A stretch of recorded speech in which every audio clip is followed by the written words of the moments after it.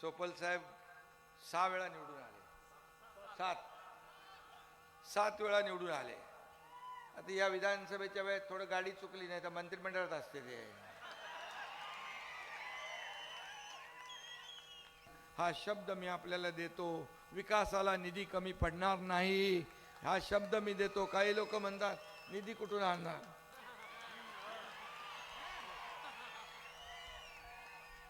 अरे हा एकनाथ शिंदे पण सरकारमध्ये आहे.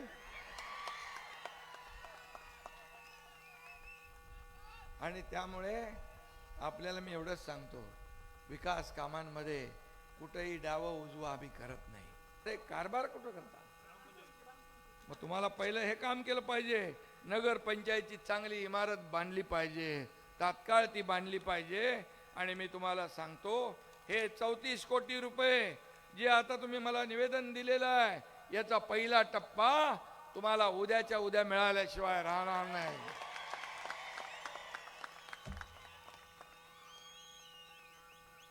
No reason on the spot decision. अरे करतो बघतो पाहतो वाला धंदा नाही आपल्याकडे. एकनाथ शिंदेने 450 कोटी रुपये मुख्यमंत्री सहायता निधीमधून दिले.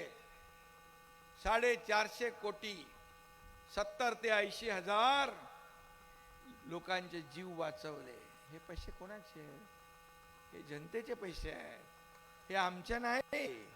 आम्ही मालक नाही, आम्ही सेवक आहोत, तुम्ही मालक आहात. कारण कुणाला बसवायचं, कुणाला वर उचलायचं आणि कुणाला आपटायचं ते तुम्ही ठरवता. त्यामुळे काही लोक मालक बनतात, पण मालक जनता आहे. आणि म्हणून मी मुख्यमंत्री असतानाही कार्यकर्ता म्हणून काम केलेलं आहे, त्याचा मला अभिमान आहे. आणि म्हणून युवकांसाठी देखील ज्या योजना आहेत त्या केल्या पाहिजे. इथे येताना मी छत्रपती शिवाजी महाराजांचा आशिवा रोड पुतळा पाहिला, त्याचं सुशोभीकरण करायला पाहिजे ना, ताबडतोब करा. त्याला ते तुमच्या नगरपंचायतमध्ये येते, मग लगेच ते चांगलं पुण्याचं काम करा. शिवाजी महाराज आपला आदर्श आहे, हे महाराष्ट्राचं आराध्य दैवत आहे. ताबडतोब त्याला जे काही स्मारकाला लागतंय सुशोभीकरणाला किती पैसे लागतात, तुम्हाला ताबडतोब सुशोभीकरणासाठी स्मारकाच्या ताबडतोब जे लागणार आहेत 5 कोटी लागतील, जेवढे काय लागतील ते ताबडतोब दिले जातील. आणि त्याची ऑर्डर पण आता मी तुम्हाला सांगतो, तिकडे आचारसंहिता नाही आहे. मी मुंबईत पोचायच्या अगोदर तुमच्या व्हॉट्सअपवर त्याचा ऑर्डर येईल.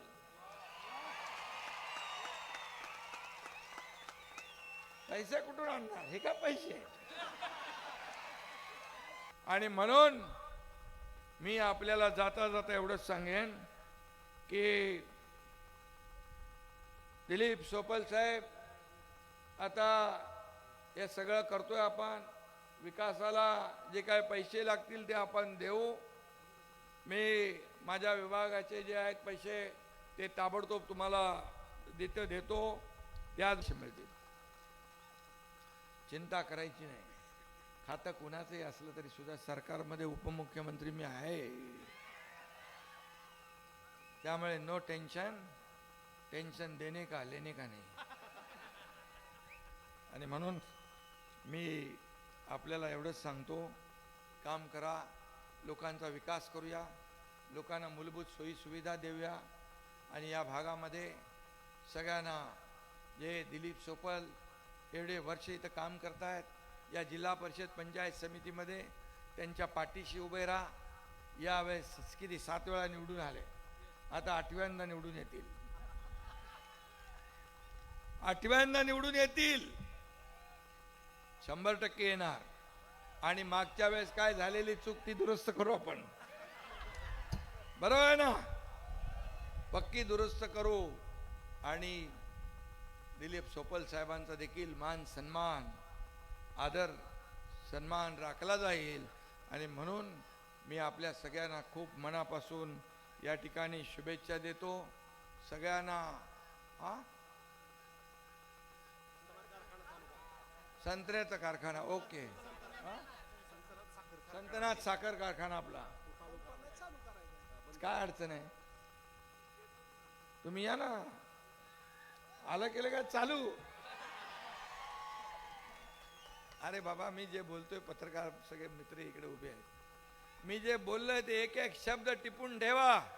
जे बोललोय ते करणार, करणार म्हणजे करणार. मी कधी खोटं आश्वासन देत नाही.